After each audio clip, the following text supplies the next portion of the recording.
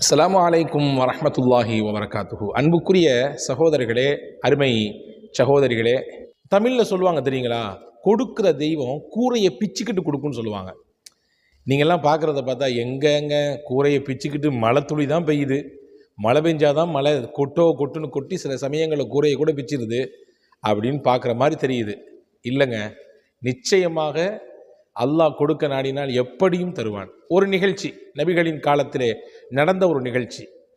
நபிகள் ஸல்லல்லாஹு அலைஹி வஸல்லம் அவர்கள் வீட்டுக்கு வருகிறார்கள். ஒரு வீட்டுக்கு விருந்தாளியின் ஒரு சில நபர்கள் விருந்தினர். அஸ்ஸலாமு அலைக்கும். அல்லாவின் அடியார்களே, உங்களுடைய உம்ரா பயணத்தை மிக சிறந்த முறையில் அமைத்து தருகிறோம்.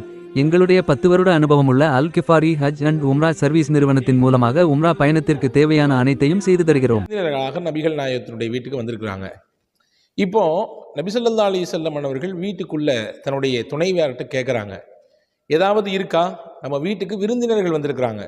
விருந்தினர்கள் என்பவர்கள் அல்லாஹுவின் அருளை கொண்டு வருபவர்கள். எனவே அவங்க வர்றதை பிரியப்படணும். வந்துட்டாங்களே அப்படின்னு சொல்லி கையை பிணையக்கூடாது. வந்தால் அவங்களோட சேர்த்து அல்லாஹ்வின் அருளும் நமக்கு வருது. அந்த புரிதல் ஒவ்வொரு முஸ்லீமுக்கும் வேணும். மட்டுமில்லை, ரசூலுல்லாஹ் சொன்னாங்க, அவங்க வரும் பொழுது அவங்களுக்கான ரிசுக்கையும் கொண்டு வராங்க, உங்களுக்கான ரிசுக்கையும் அவங்க தான் சேர்த்து கொண்டு வராங்க. எவ்வளோ அற்புதமான வார்த்தை பாருங்க. அப்போ ரசூலுல்லாஹ் கேட்குறாங்க, வீட்டில் துணையார்கிட்ட ஏதாவது இருக்குதான்னு கேட்குறாங்க. மா இந்தனா ஷை, எதுவுமே இல்லையே வீட்டில், கொடுக்குற மாதிரி எதுவுமே இல்லையே ஆன ஒரு துவா ஓதுனாங்க. நபிகள் நாயகம் ஸல்லல்லாஹு அலைஹி வஸல்லம் துவா ஓதுனாங்க. என்ன துவா ஓதுனாங்க? இதையும் நம்முடைய வாழ்க்கையில் நம்ம ஓதிட்டு வந்தோம்னு சொன்னால் எல்லா நேரத்திலும் அல்லாஹ் அவனிடத்தில் இருந்து மட்டும் தருவான், யாரிடத்திலும் நம்மை கேட்க வைக்க மாட்டான். எப்பொழுதும் மழை போன்று பொருளாதாரத்தை, தேவையான ரிசுக்கை அல்லாஹ் கொடுத்து கொண்டே இருப்பான். ஒரு சின்ன புரிதலுக்காக வேண்டி சொல்கிறேன். நிறைய பேர் ரிசுக் அப்படின்னா சாப்பாடுன்னு நினச்சிருக்காங்க. அப்படி இல்லை. ரிசுக் அப்படின்னா வாழ்க்கைக்கு தேவையான எல்லாமுமே ரிசுக் தான். தமிழில் சொல்வதானால் வாழ்வாதாரம் சொல்லுவாங்க. வாழ்க்கைக்கு எதுவெல்லாம் மூலாதாரமாக இருக்குதோ எல்லாமே ரிசுக்கு தான். அப்போ அந்த ரிசுக்கை அல்லாஹ் மழை போன்று கொற்றுவான். நபிகள் நாயகம் ஸல்லல்லாஹு அலைஹி வஸல்லம் கற்று தந்த ஒரு அற்புதமான துவா. நபிகள் உடனே அந்த இடத்துலேருந்து ஓதுறாங்க. வீட்டில் எதுவுமே இல்லை அப்படின்னு சொன்ன உடனே நபிகள் ஓதுனாங்க, அல்லாஹும்ம இன்னி அஸ்அலுக மின் ஃபத்லிக வ ரஹ்மதிக லா யம்லிகுஹா ذلك இல்லா அன்த.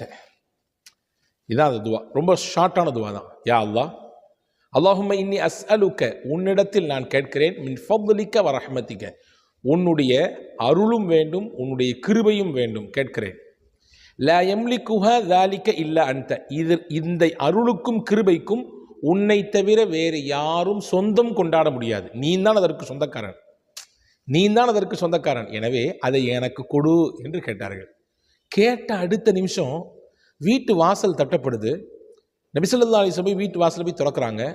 பார்த்தா ஒரு தட்டு நிறைய நல்ல இறைச்சி, சிறப்பான இறைச்சி, பொரித்த இறைச்சி, அவிச்ச அரிசி, நிறைய பலதரப்பட்ட இறைச்சிகள், பல வகைகள் செஞ்சு அப்படி ஒரு மூடி போட்டு மூடி அந்த தட்டை கொண்டு வந்து ரசூலுல்லாஹ்ட்ட, இது ஹாதிஹி ஹிபத்துன் லக்க, உங்களுக்கு இது அன்பளிப்பாக இந்த இடத்துலேருந்து வந்துச்சு அப்படின்னு வாங்கிட்டு ஸல்லல்லாஹு அலைஹி வஸல்லம் உள்ளே போய் வச்சு அதை எடுத்து வந்த விருந்தினர்களுக்கெல்லாம் கொடுத்து தன்னுடைய குடும்பத்தார்களுக்கும் கொடுத்து அல்லாஹ்விற்கு நன்றி செய்தார்கள். அல்லாஹ், நான் கேட்டேன், உடனே நீ தந்து விட்டாய். எவ்வளவு மகத்தானவன் நீ, எவ்வளோ பெரிய பாக்கியமானவன் நீ, எவ்வளோ பெரிய அருளாளன் நீ, எவ்வளோ பெரிய அன்பான நீ என்று அல்லாஹ்விற்கு நன்றி செய்தார்கள் என்பதாக நாம் ஹதீஸை பார்க்கிறோம். ஆக பொதுவாகவே கண்ணியமான வாழ்க்கை வாழணும்னு எல்லாருமே ஆசைப்படுவோம்.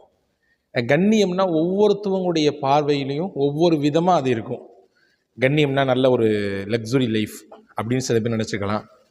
இன்னும் சில பேர் நமக்கு நினச்சதெல்லாம் கிடச்சிடணும், சமுதாயத்தில் ஒரு அங்கீகாரம் பெற்ற ஒரு நிலையில் இருக்கணும் அப்படின்னு சில பேர் நினச்சிருக்கலாம்.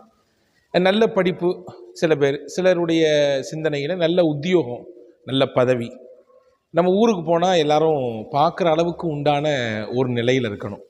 இப்படி பலதரப்பட்ட சிந்தனையில் பலதரப்பட்ட தோற்றங்கள் வளரலாம். ஆனால் உண்மையிலேயே கண்ணியமான வாழ்க்கை என்ன தெரியுங்களா?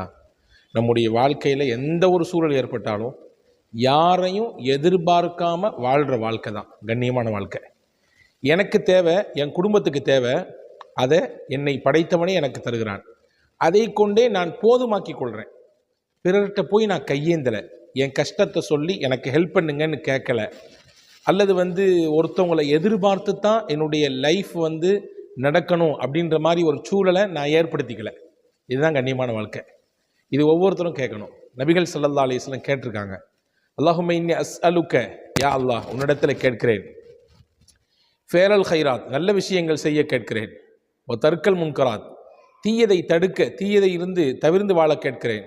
இப்படி நிறைய விஷயம் கேட்டிருக்காங்க இல்லையா? அதே மாதிரி ரசூலுல்லாஹ் கேட்ட முக்கியமான பிரார்த்தனைகளில் ஒன்று, வஅக்னினா பிஃபضலிக அம்மன் சிவாக், உன்னன்றி வேறு யாரிடத்திலும் நான் தேவையாகாமல் வாழ வேண்டும். உன்னிடத்தில் மட்டும்தான் நான் தேவையாக இருக்கணும்.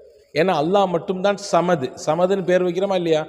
சமதுனா தேவையற்றவன், எந்த தேவையும் அவனுக்கு கிடையாது. ஆனால் உலகத்தில் கூடிய எல்லாத்துக்கும் தேவை உண்டு. ஆனால் நம்ம தேவையை நம்ம படைச்சவன்ட்ட மட்டும்தான் சொல்லணும். அதை தாண்டி வேறு இடத்துலையும் சொல்லக்கூடிய ஒரு சூழல் எனக்கு உருவாகக்கூடாது அப்படின்ற ரசூலுல்லாஹ் கேட்டிருக்காங்க. அப்போ எல்லாருமே இந்த விஷயத்தில் நம்ம கவனத்தோடு இருக்கணும். அதுக்காக வேண்டி எல்லாவிடத்தில் கேட்கணும். வாழ்க்கையின் லட்சியங்களில் முதன்மையானது கண்ணியமான வாழ்க்கை வாழணும். கண்ணியம் என்றால் யாரிடத்திலும் எந்த சூழலிலும் நம் சொந்த தேவைக்காக வேண்டி நாம் போய் நிற்கக்கூடாது. அவர்களிடத்திலே கையேந்துகிற நிலை வரக்கூடாது.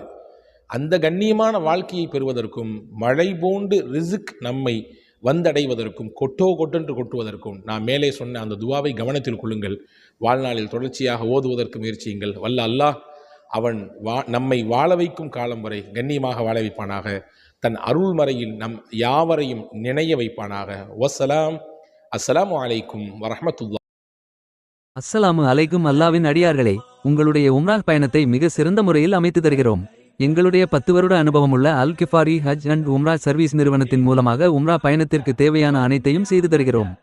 இன்ஷா அல்லாஹ் ஒவ்வொரு மாதத்திலும் நார்மல் உம்ரா பேக்கேஜ் 75,000 ரூபாய்க்கும், 40 நாட்கள் உம்ரா பேக்கேஜ் 1,70,000 ரூபாய்க்கும், டிசம்பர் ஹாலிடே உம்ரா பேக்கேஜ் 85,000 ரூபாய்க்கும், வருகிற 2026 ஹில்டன் ஹஜ் பேக்கேஜ் 5,70,000 ரூபாய்க்கும் கொடுக்கிறோம். நாங்கள் ஹஜ் பேக்கேஜ் முன்பதிவு செய்பவர்களுக்கு உம்ரா பேக்கேஜில் 50 விழுக்காடு டிஸ்கவுண்டையும், 4 பேர் உம்ரா செல்பவர்களுக்கு ஒரு நபருக்கு 50 விழுக்காடு டிஸ்கவுண்டையும் தருகிறோம். அனுபவம் வாய்ந்த உம்ரா கையேடு, மிக சிறந்த ஹோட்டல் வசதிகள், தரமான இந்திய உணவு வகைகள், 24 மணி நேரமும் அனைத்து உதவிகளும் செய்து தருகிறோம். மேலும் விவரங்களுக்கு எங்களை தொடர்பு கொள்ளுங்கள். 8939304054. அல் கிஃபாரி ஹஜ் அண்ட் உம்ரா சர்வீஸ்.